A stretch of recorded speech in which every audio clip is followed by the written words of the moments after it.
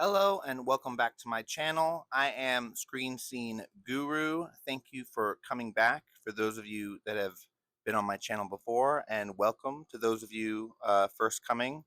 Tonight I'm going to be going over a TV series that I have recently delved into. I've finished the 1982 Greatest Geek Year Ever. This was a CW-led series in 2023. They made the disc available in 2024, so I was lucky enough to pick it up. Hopefully you get a good shot of that. It is MVD titled release. Get a little bit of the back information. I do want to give you guys a little bit of information on the show. I did look it up on Rotten Tomatoes, and funny enough, they have not yet filled in the details for the documentary series. It is 4 episodes, so quite a bit of content to get into. I thought it was going to be a short film, but it turned out to be a 4-episode mini series, which I really got a lot more content than I thought I was. It comes with the poster, which is really cool, a little bit of swag. But going into a little bit of a bio, I have a bit of information pulled up right here. Let's see. So on IMDb, they give it a 7 out of 10, which is a really good rating. I'd give it a higher rating, me personally. I mean, I'd give it on a Rotten Tomatoes score out of 100, I'd say it would get a 90%. Given most of the stuff in there, I know it was edited for television. There was some stuff cut out and it was censored. When you get the DVD or Blu-ray copy, you get the full uncensored cut, which is very nice. So going into the bio here, we've got an inside look back at the greatest geek year in cinema ever, 1982, with stars, directors, writers, producers, critics, and pop culture historians sharing their insights about such classics films like E.T., The Extraterrestrial, Blade Runner, Star Trek II, Wrath of Khan, Poltergeist, and Tron, and many more, like Thunder, or should I say Megaforce. A lot of interesting films I had not heard about before. I'm definitely going to dive into a lot of them, try to pick some up to add to my collection. But I highly recommend you guys checking this show out. I first heard about this through Robert Meyer Burnett, through the Burnett Work.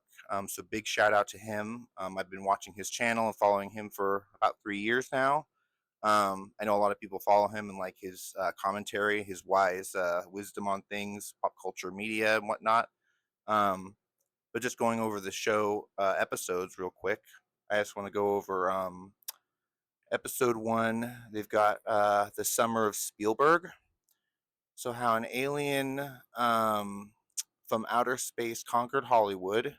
A look back on Poltergeist, Atari, so all the things that were very popular in the summer. Going on to episode 2, we've got science fiction. Paramount restricts, or Paramount, should I say, resurrects Star Trek but kills Spock with the Wrath of Khan. Then we got Ridley Scott's Blade Runner, which was not financially successful, I found out. It wasn't a major hit because they said that it was trying to duplicate the success of John Carpenter's A Thing and Megaforce. So that was very interesting to hear.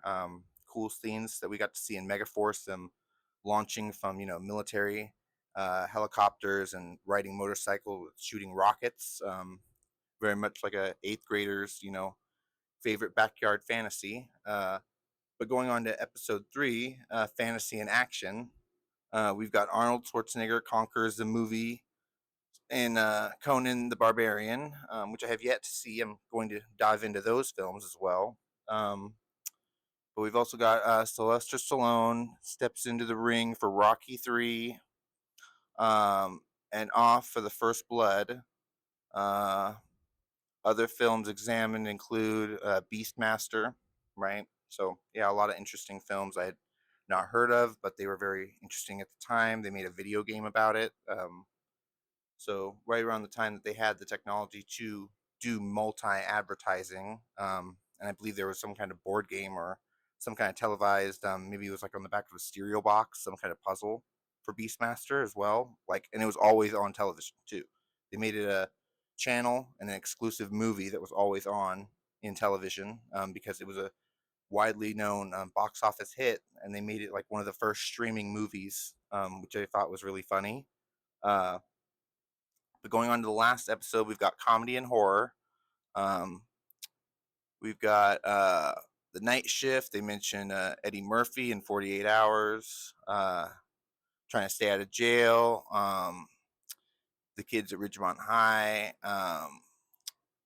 Also, Jason Slater.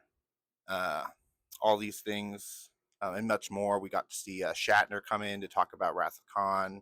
Um, got to see the mom from Poltergeist come in and talk about her role. Just awesome cameos. Obviously, we got to see Robert Meyer Burnett and make his appearance. Like I said, this was in 2023, so this was a couple years back, but still great intel that they got, and fascinating stories that they got to tell. I don't know how much we got to see Spielberg. A lot of people were talking about Spielberg. He might have made a cameo once or twice, but a lot of them were talking about him and his inspiration on making things. I thought it was fascinating, the story about E.T., how it was originally going to be a horror film, but then he changed it. And then the studio made him do War of the Worlds, even though he was hesitant about doing that. But it turned out to be successful, so he took credit for it. Awesome. What did you guys think of this documentary show? Have you guys heard about this? Have you guys saw or seen this 1982 Greatest Geek Year Ever? I highly recommend you guys picking up the DVD or Blu-ray if you haven't seen it. I'll show it off one more time right there. Really cool story about, just people growing up in the 80s and all the pop culture stuff they were introduced to, and just fascinating at the time that everything came out. Really awesome to dive deep into that. One more thing to go into real quick. I did go out to my local AMC theater, given the new Captain America Brave New World is out, and I was able to get this popcorn bucket. And I'm not sure if you can see how good you can tell inside, but light on. This one does come with some interior lighting, which I was seeing was actually a rare exclusive. They're not selling that in most of the movie theaters right now, and I haven't put any popcorn in it. I'm actually just going to keep it as like a little thing on my shelf. But thought it was really cool to pick one of those up. It was one of the last popcorn buckets they had for Captain America: Brave New World, but I was able to pick up one that had interior lighting, which is really cool. I know they had a lot of really fancy popcorn buckets. I was looking for the collapsible one from with the shield at the bottom, but that was what they had, so that's what I picked up. Interesting to see if you guys have watched what is it, 3C Films, Chris's videos. He did a video a couple days ago talking about all the different exclusive popcorn buckets, and I looked into this one, and this is the Cinemark bucket. You can kind of tell that the blue painted is a little bit darker blue, and it comes with lighting, interior lighting, where the other bucket had no light in it. Um, and they said originally it was an online only exclusive thing, but I was able to walk into my AMC theater and pick one up. So very fascinating there. For those of you in the popcorn bucket trading zeitgeist world, let me know what your guys' thoughts are on the popcorn bucket. Make sure you guys are liking the video, commenting down below, uh, subscribe to the channel. Follow me on Instagram and on Threads at Screen Screen Guru.